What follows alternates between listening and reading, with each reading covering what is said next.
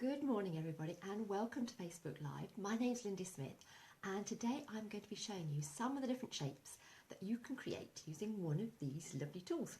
Now I call it a sugar shaper, but I know it's known by lots of other names like a sugarcraft gun, a clay gun, a sugar extruder, lots of different names. But whatever you call it, I'm going to show you how it works. Now, but while we wait for everyone to join us, I'm going to tell you a little bit about why I love it so much. And then I will flip the camera and give you a demonstration. I'll also explain the paste that you need to go inside it, because obviously that's rather important. And the fact that it comes with 17 different discs. So if you've got any questions about sugar shapers, then please do let me know. And if you'd like to say hello and tell me where in the world you are, that would be lovely too. I do like to know where you are. It's wonderful to have you all with me. So sugar shapers, it's one of the first tools that I ever invested in. And I started decorating 25 years ago, so there weren't many tools around. You've got rolling pins and you've got a few other basic modelling tools. And I discovered one of these. And the beauty of it is, if you look at this end here, it has a disc, and that disc is interchangeable with lots of different shapes, and that's what I'm going to be showing you in a little while. We've got some hellos already. We've got Guatemala, fabulous, and Australia. Hello Connie, it's wonderful to have you with us, and it's fantastic. And oh, Maria says hi Lindy, I guess you're maybe not from from England either. It's lovely. It's a very, very cold day here in the UK, so I hope it's a little bit warmer wherever you are in the world. Today I've got my jumper on just to keep me a little bit warm. Right, oh, Rachel's from sunny Suffolk, and Joan says good morning from Milton Keynes. Lovely to have you with us. Today I'm talking about what I call sugar shapers, and as you can see I've been busy this morning making some little cupcakes here. I use cupcakes just as a demonstration purpose. You can use this on big cakes, you can use it on cookies, whatever it is that you're decorating. A sugar shape is fantastic. I often use it around the bottom of my cakes, where the board meets the cake itself, and rather than pipe details or use moulds, I just squeeze some sugar out of here.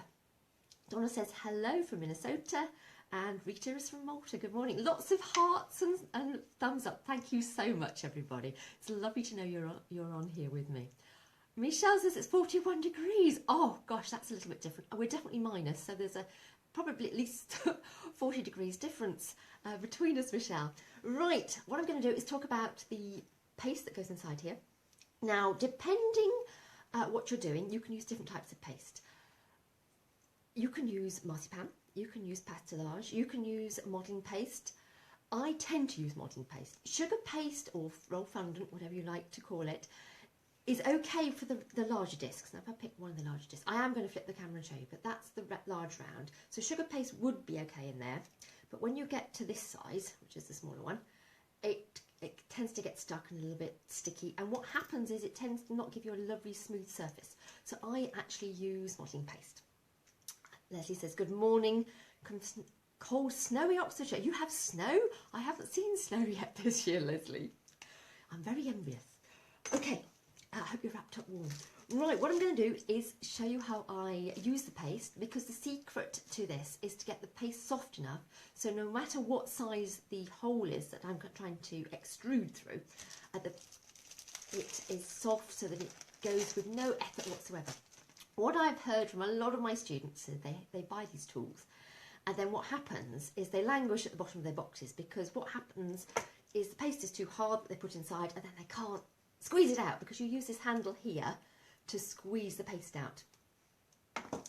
So what I'm going to do, I've got some modelling paste here. This is just some pink modelling paste, and I have some white fat in a little pot here. Now this is just Trex, where different countries have different names. It's basically a white, solid white vegetable fat, and I know in America it's called Crisco, and I know it's available in other areas around the world, and other places have ones based on coconut oil. It'll depend where you are as to what, I'm sorry, I'm kneading, I should hold this higher up here. I'm kneading that white fat in. And now what I'm going to do, Sean says hello, Lindy, or says hi actually, lots of exclamation marks. I do like an exclamation mark or two. Next, I've got a bowl of water, and what I'm going to do is just dunk that in. Now I was practicing beforehand and I found if I flipped the camera and tried to do this, it just didn't work, which is why I'm trying to do it this way. So bear with me. It's the thing about Facebook Live, it's just me and my tablet. Dean says, always admire your work. Hopefully someday I can learn from you in the UK. I hope so too, very much. I love to teach, it's great fun. I love interacting with you too, which I think why is what I like Facebook Live. Dawn says hello from Telford, and Erika says excited to learn something new. Hello Lindy, that's wonderful. So what I'm doing here is just kneading this paste so it's warm and stretchy. Now if I pull it, can you see? It's got a nice sort of stretch in it. And this is because I'm using modelling paste. So the modelling paste is a sugar paste that's had some gum added to it. I use, as a guide, about a teaspoon to 8 ounces, 225 grams. But it will depend on your sugar paste because some sugar pastes these days now have gum added to them. So you might need to add a little bit less. Or if you've got a very soft sugar paste that has no gum at all, you might find that actually you need a little bit more. So the thing is to try. Okay, Amanda says she's looking forward to the tutorial. Fantastic. Okay. Right, so that's a little bit of stretch. What I usually say is think of chewed chewing gum. So if it feels like the texture of chewed chewing gum, your paste is probably the right consistency. So what I'm going to do now is show you how to put it inside the tool itself. So this is a tool, like that. And you see you've got this, oh, if I get it back here, here we are. That bit moves. And what you do is you unscrew this end. You then use, oops, a daisy, that wasn't meant to happen. You're meant to use gravity to pop this rolled sausage, pop that in there until it won't go any further. Okay, and then if I take that out, oops, a daisy, bring this up. So I've got a little circle there, and I'm just going to pop it in like that. I'm going to screw this together. Be careful not to cross screw it across. Press out the excess air. And then what I do is I squeeze it using the pump action. I have to keep looking at the screen so that I make sure that you can see it. I turn that way. There we go. And no effort at all. So it just keeps coming. If I pick that up, you can see. Okay, coming, coming, coming. Nice and soft. Rita asks, what brand of sugar paste do I use? It does not seem to stick when you wet it. It's because it's got the gum in it. So basically it's a sugar paste that I've added some gum to. And I'll pop the recipe, a link to the recipe up afterwards for you. Now I'm going to show you the small one because that is great fun to use. So I'm going to flip the camera in a little while and show you all the different discs. And just do this one. I'm going to show you some of the other ones as well. So this is the small one. So the secret is the paste, is getting it soft, but also having the gum in it to make it stretchy. Okay, so what I'm going to do is I'm going to flip the camera and I'm going to continue showing you how I've made these cupcakes. So if I pop that up, you can see the different textures. Now all these lines on this cupcake have been made using the sugar shaper, using the different discs. So we've got circle discs and rope discs, and that's a hexagon, and we've got what they call mesh discs, making like hair textures. So I'm going to show you that more closely, and this one actually I haven't quite finished. Can you see? Flip that round. I haven't finished that one, so I'm going to continue a little bit on there. So let me flip the camera first, and we will see. Whoops, bear with me while I do this. Hopefully my hand isn't too sticky. There we go. So I'm going to show you the discs first. Just let me move here. So the rope disc, which is the rope, is there. And it looks like a clover leaf, which you can now see. There's two sizes, and the one I'm actually using on the cupcakes is a smaller one because I found the bigger one's a little bit too large. Nikki says she's watching while she's icing a 50th birthday cake. Well, I hope it goes well. I hope I'm not distracting you, Nikki. The next ones are the thin ones, which using the small disc, which I've just used, and there's two other sizes with that as well. The hexagon is this purple one. And then there's a straight ribbon disc, which there are 3 sizes, and I've got an example there, the middle one. On the cupcakes, I've actually used all 3. The next one is a square, and as you can see, there's 2. And over here, I've got they used to call them mesh discs. They actually were meshes. They've now changed the design slightly, so they're little dots. And you can see there's 3 different sizes. And then there's another disc, which I always think of as train tracks because I've made train tracks once with it, and then there's a half moon disc as well. So what I'm going to do is pop the camera up here, and then you can see a little bit closer what I'm doing. So I'm just going to pop that there, and I'm going to move these out of the way, but I'll pop them into the screen so hopefully you can see. There we go. And pop that one that side. There we are. That's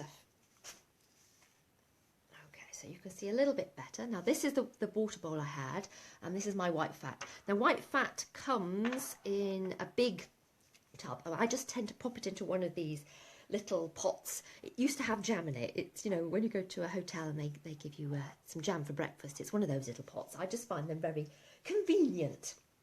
So what I'm going to do first, to contain this ruffle bit, I'm going to put a line of paste along here. Now I thought, because I haven't used the half moon disc at all yet, I'm going to do that one. So I'm going to load, I'm going to change the disc. So I'm just bring that up to the camera. So that's the disc. Now this, oops a daisy, I just need to pop some paste in. Bear with me, I think I'll have to do this off camera. Ooh, she says, and she's dropped something. Bear with me. That's the thing of going live, isn't it? Things never quite go to plan sometimes. And I haven't got enough hands. That's the trouble. Don't we all wish we had more hands sometimes? I'm glad you agree. So thumbs up across the screen. Right, so what I'm doing is I'm going to squeeze out the excess, and then I'm going to squeeze. Now, can I do it so you can see? Yes. So if I turn it round, you can see, hopefully see that you've got one side is flat and one side is curved. And I'm just going to take that off, and I'm going to place it on my cupcake like so. Now what I've done actually, so everything sticks to the cupcake, is I've put some water on. I'll just put a little bit more so you can see. Initially, I obviously baked the cupcakes. I then cut out a circle of sugar paste using a circle cutter, and I have a wonderful set which I shall just bring in so you can see. I don't know if I can see. Oh, here we go. And it has 11 different cutters, and I love it because whatever size cupcakes I'm baking, there's always a circle that fits. Now they are a product that we stock. Everything you've seen me demonstrate, normally we stock at the Lindy's Cakes online shop. Donna says, keep looking at getting one of those, but never really knew what to do with it. I know, Donna, I think sometimes you need to be shown, don't you, how to do things. So as you can see, I've put the half moon shape on there. And the other thing you probably noticed is I'm actually draping the paste over the cupcake. It doesn't at this stage fit. What I'm going to do afterwards, which I will show you, is I cut the edges with a craft knife. So I'm going to fill this section here now with the, well, I'm calling the fluffy bits, but it's if you're doing hair or you're doing tassels, it's what I call the mesh discs. Now I'm going to bring this in, hopefully. Here we go. And you can see I'm using the larger one this time.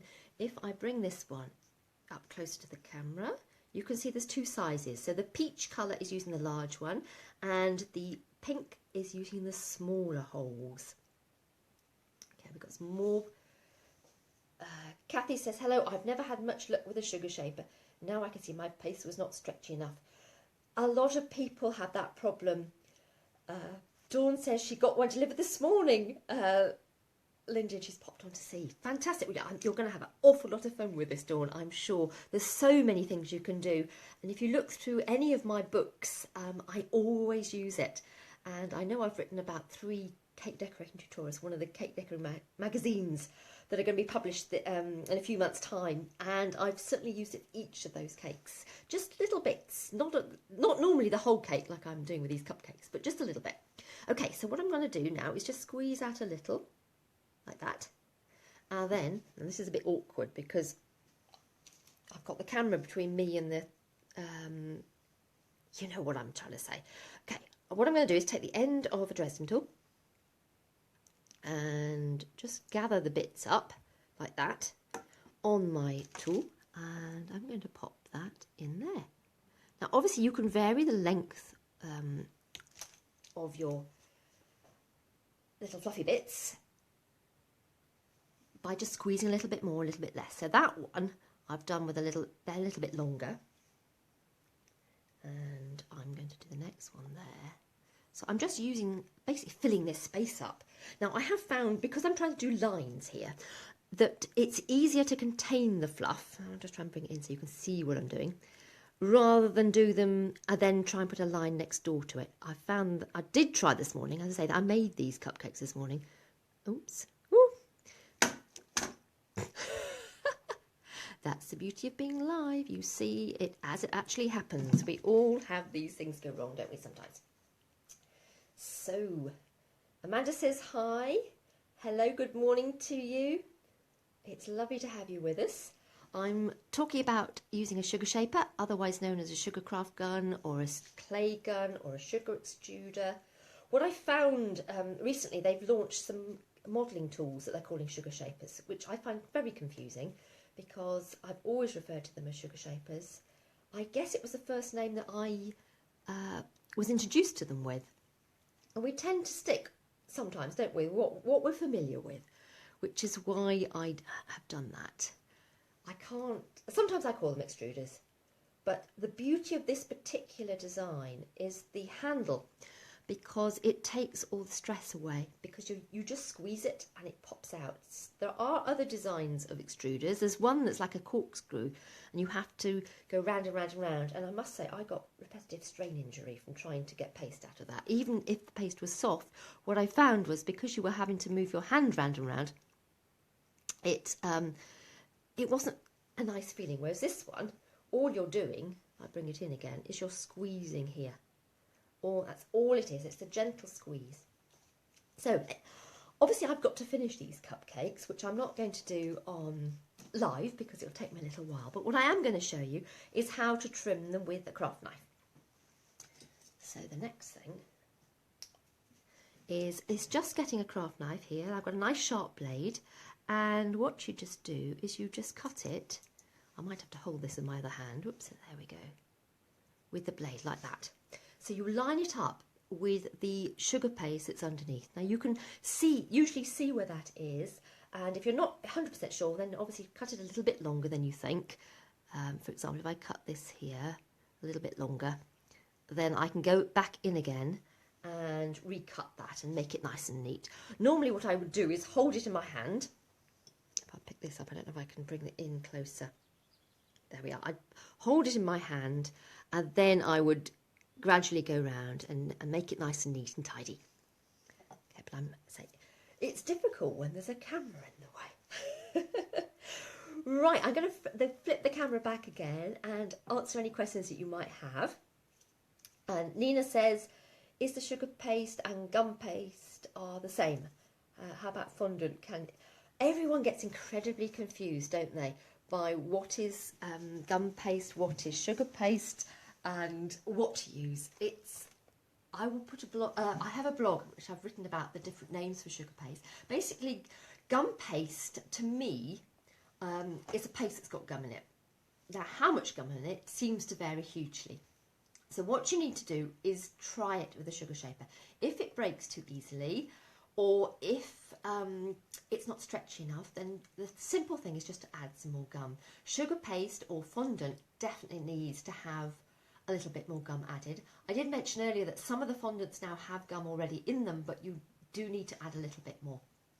We've got some hellos from Indonesia, and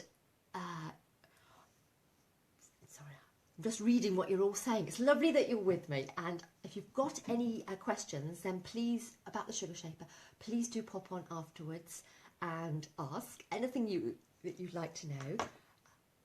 This, I say, I made these cupcakes this morning. They don't take that long. And the thing is to experiment. Can you see this rope, for example? What you do with that one is you squeeze out your paste. You then take both ends of the paste and you twist it. If I've got some paste left, I will show you. I do have some paste, so let me do that one because I did mean to show you. Right, so I've got the cloverleaf one in the end. There's a little bit of paste left in here, so what I'm going to do is squeeze it out like that. So if you look at this, Can you see? It's just got straight lines, but the magic happens when you twist it like that and becomes a rope, which I love to do. The other thing you can do is make multicolored rope. So, what have I got here? I don't know if I can do this. No, I haven't got 3 colours, but let's try with 2. I don't know if that's... I've got peach, and I've got the ones I've just squeezed out. Now, I don't know whether the peach one is going to be... it's been drying, so I don't know. But sort of. You sort of get the idea, I hope, there. Can you see? Yeah. Imagine that in 3 colours. It looks stunning. It's really lovely. Oh, I can do 3 colours. Maybe. Aha. Aha. I have got 3 colours of the thin one. So here we are. 3 colours. And I'm going to twist them together. Like so. Normally I would do... They've dried out a little bit. Normally I would let them... I'd do them almost immediately. That gives you the idea anyway. Oh, sorry, I'm doing... get lots of my hands and not much else. That's the thing of going live. Okay. The other thing you can do, if you get the squares, you can twist those too. There's all sorts of things you can do to create this texture that you see on these cupcakes. And each one of these cupcakes is different. I will photograph them so you can see them afterwards and pop them up. And if you've got, if you go on my Facebook page, I'm running a competition at the moment. I'm asking people which of my books is their favourite and asking them to comment. And then on Monday, I'm going to pick a random winner and we're going to send a small prize out. So if you have one of my books or a series of my books, then if you want to pop on and maybe win a prize, then I suggest you do, because that might be a nice treat for you on such a cold day. Right, we've got Laura says, I can't use that gun, it doesn't work. Aha, you see, you have to watch the whole of the tutorial, Laura, and that will give you some tips and hints. And I'll also pop some links on afterwards because I've written a blog post a while ago about this as well. I just wanted today to show you ideas of what you can do with the different discs. And Nina says she loves my book. Fantastic. I'd love to know which one. I've written 15, so I've got a few out there. She says, okay, thanks. That's wonderful. Thank you all for being with me today. It's lovely to see so many likes and thumbs up going across the screen. If you've got any questions, again, afterwards, pop on and let me know what they are, and I will do my best to reply. Until next time, it's been lovely having you with me. And again, requests, if you have any, please let me know.